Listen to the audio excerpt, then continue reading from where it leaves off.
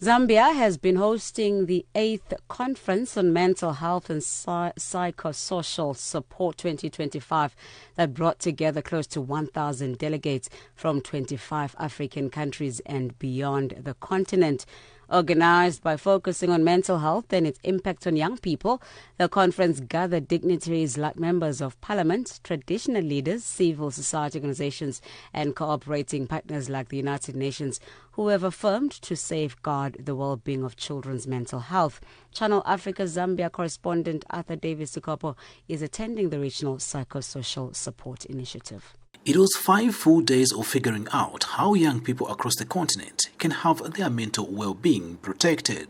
The conference first set its wheels on Saturday and Sunday with a forum for young people themselves, drawn from various parts of the continent as they deliberated on their matters.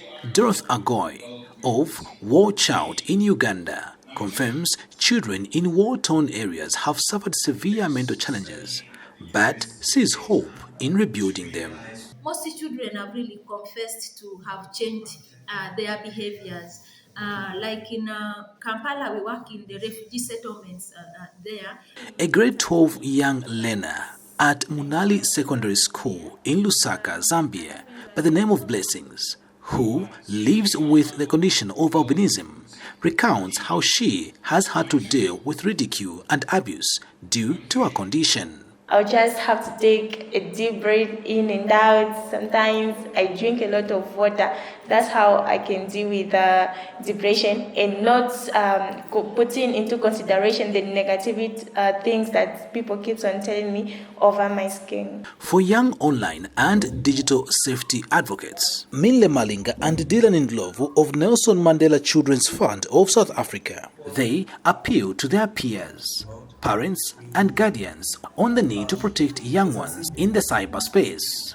We are now exposed to a world where there are a lot of predators in our digital platforms. So we were trying to inform our peers that this is how you can protect yourself.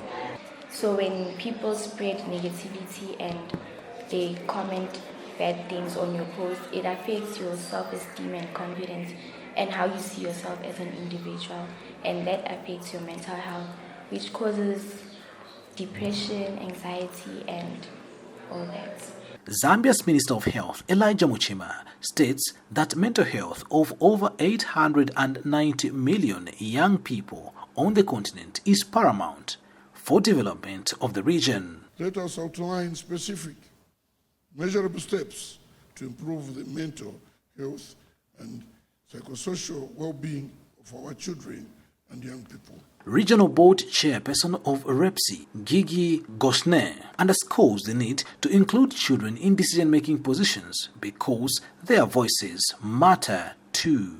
This gathering is more than a forum, but a collection of our voices and experiences that insists that mental health and psychosocial well-being are not optional, but foundational to social justice. Members of parliament from across the continent, through a Zambian lawmaker, Sande Chanda, recognized the need to enact laws that will have a face of children.